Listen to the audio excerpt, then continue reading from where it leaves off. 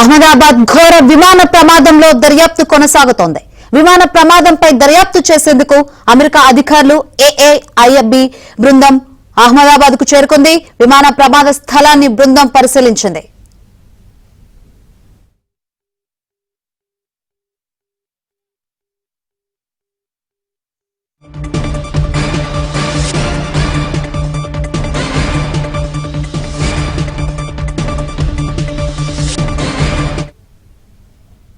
Flight data recorder black box కూడా ఘటనా స్థలంలో దర్యాప్తు బృందాలకు లభించింది.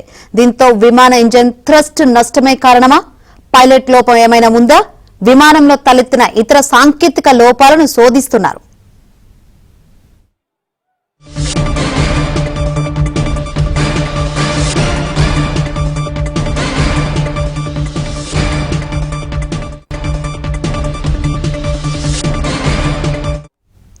మరోవైపు ప్రమాదంలో చనిపోయిన వారి మృతదేహాలను బంధువులకు అప్పగించే ప్రక్రియ కొనసాగుతోంది.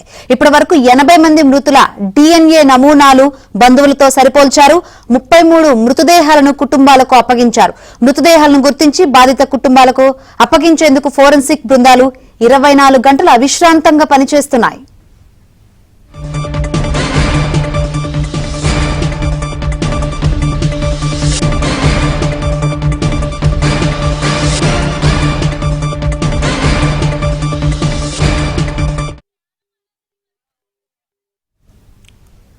రైట్, ఘోర విమాన ప్రమాదంలో దర్యాప్తు కొనసాగుతుంది. విమాన ప్రమాదంపై దర్యాప్తు చేసేందుకు ఇప్పటికే అమెరికా అధికారులు ఇటు ఏఏఐబి బృందం అహ్మదాబాద్ కు చేరుకున్న పరిస్థితులు అయితే కనిపిస్తుంది. ఇదే అంశం సంబంధించి మరిన్ని వివరాలు అందించేందుకు మా ప్రతినిధి సతీష్ లైవ్ ద్వారా సిద్ధంగా ఉన్నారు.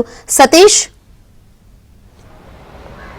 శంకరి, అహ్మదాబాద్ విమాన ప్రమాదంలో మృతి చెందిన మృతుల యొక్క డిఎన్ఏలతో పాటు వారి కుటుంబ సభ్యుల యొక్క డిఎన్ఏలు మ్యాచ్ అయ్యే విధంగా కూడా ఇప్పటికే ప్రక్రియను వేగవంతం చేశారు. దాదాపు 12వ తేదీ మధ్యాహ్నం నుంచి ఫ్లైట్ యాక్సిడెంట్ అయిన అనంతరం నుంచి కూడా నేటి వరకు కూడా డిఎన్ఏ ప్రక్రియను కంటిన్యూ చేస్తున్నారు. దాదాపు అనేక మంది ఆ డిఎన్ఏ టెస్టులు నిర్వహిస్తూ కూడా వారి యొక్క మృతదేహాలను కుటుంబ సభ్యులకు అప్పచెప్పేందుకు కూడా ఏర్పాట్లు చేస్తున్నారు. తాజాగా ఇప్పటి వరకు 92 మందికి డిఎన్ఏ టెస్టులు పూర్తి చేసినట్టు అధికారికంగా చెప్తున్నారు. అయితే అందులో 47 మందికి సంబంధించిన మృతదేహాలను కూడా వారి కుటుంబ సభ్యులకు అప్పగించినట్టు కూడా సివిల్ హాస్పిటల్ వైద్యులు సైతం కూడా వెల్లడిస్తున్నారు. మరింత వేగంగా ఈ ప్రక్రియను ముందుకు తీసుకెళ్లేందుకు కూడా అధికారులు శ్రమిస్తున్నారు. మరోవైపు ఇక డిఎన్ఏకి సంబంధించి టెస్టులు నిర్వహిస్తున్న సందర్భంలో కొంత ఇతరుల యొక్క శరీర భాగాలు సైతం కూడా అనేక చెల్లాచెదురుగా మారిపోయిన సంఘటన నేపథ్యంలో వారి యొక్క మృతదేహాలను కావచ్చు, వారి యొక్క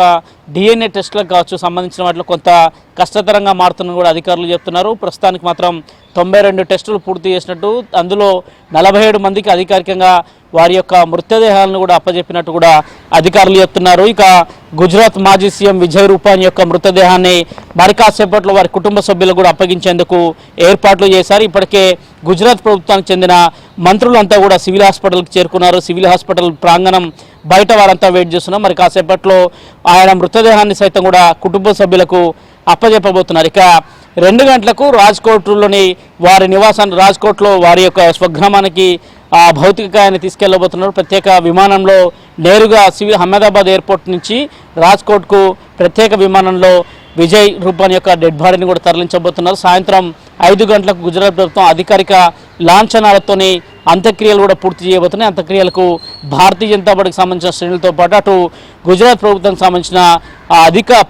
సంబంధించిన మంత్రులు కావచ్చు, అధికారులు కావచ్చు కూడా హాజరు కాబోతున్నారు. మరోవైపు ఇక కాసేపటి క్రితమే అహ్మదాబాద్కి యూకేతో పాటు ఏఐబికి సంబంధించిన అధికారుల బృందాలు కూడా చేరుకున్నాయి. ప్రమాదానికి జరిగిన సంఘటన స్థలాన్ని కూడా వారు పరిశీలించబోతున్నారు. మరోవైపు ఇక అదేవిధంగా ఎయిర్క్రాఫ్ట్కి సంబంధించి ఎయిర్క్రాఫ్ట్ యాక్సిడెంట్ ఇన్వెస్టిగేషన్ బ్యూరో ఏఐబికి సంబంధించిన అధికారులు కూడా యూకే అధికారులతో పాటు ఉన్నారు. వారంతా కూడా సంఘటన స్థలాన్ని పరిశీలించబోతున్నారు. సంఘటన స్థలంలో జరిగిన నాటి సందర్భంలో ఏ విధంగా విమానం కుప్పగూలిపోయింది, అక్కడ ఉన్న క్లూజ్ కావచ్చు, ప్రస్తుతం పరిణామాలన్నింటినీ కూడా అధికారుల నుంచి అడిగి తెలుసుకొని వారు కూడా ఇప్పటికే ఇన్వెస్టిగేషన్ కూడా ప్రారంభించబోతున్నారు. ఓవైపు ఎయిర్క్రాఫ్ట్ ఇన్వెస్టిగేషన్ బ్యూరో వైపు విచారణ చేస్తుంటే మరోవైపు యూకేకి సంబంధించిన ప్రతినిధులు కావచ్చు, ఇక బోయింగ్ విమానాలు తయారు చేసే సంస్థకు సంబంధించిన టెక్నికల్ ఎక్స్పర్ట్స్ అయితే కూడా వారంతా కూడా అహ్మదాబాద్ వచ్చారు. వారు కూడా ప్రస్తుతానికి అదే ప్రాంగణంలో ప్రమాద స్థలాన్ని కూడా పరిశీలిస్తున్న నేపథ్యం. మరోవైపు ఎన్ఐఏ సైతం కూడా దీనిపైన విచారణను వేగవంతం చేసింది. కుట్ర కోణం ఏమన్నా దాగి ఉందా అనే అంశంలో కూడా చూస్తున్నారు. అయితే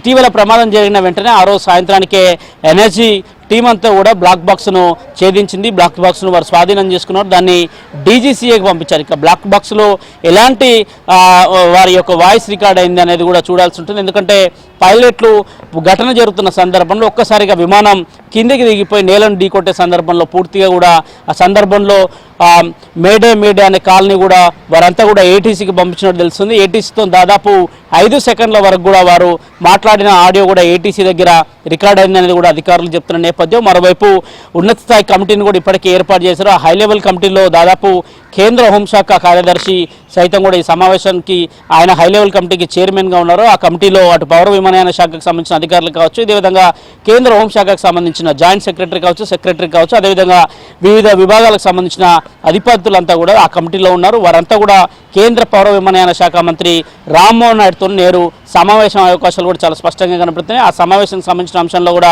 కొంత క్లారిటీ రావాల్సింది. ఇప్పటివరకు జరిగిన పరిణామాలు కావచ్చు, ఏ విధంగా యాక్సిడెంట్ జరిగింది, ఇకపై నుంచి ఏ విధంగా చర్యలు చేపట్టాలి, పౌర విమానయాన శాఖ సెక్టర్ను ఏ విధంగా ముందుకు తీసుకెళ్లాలి, ఖచ్చితంగా ప్రజల్లో ఏవియేషన్ రంగంపై ఉన్న భయాలను పోగొట్టాలంటే ఖచ్చితంగా నూతన ఎస్ఓపీలను కూడా అమలు చేయాల్సిన బాధ్యత అటు కేంద్ర పౌర విమానయాన శాఖ మీద ఉందనేది కూడా అధికారులు చెప్తున్న నేపథ్యం.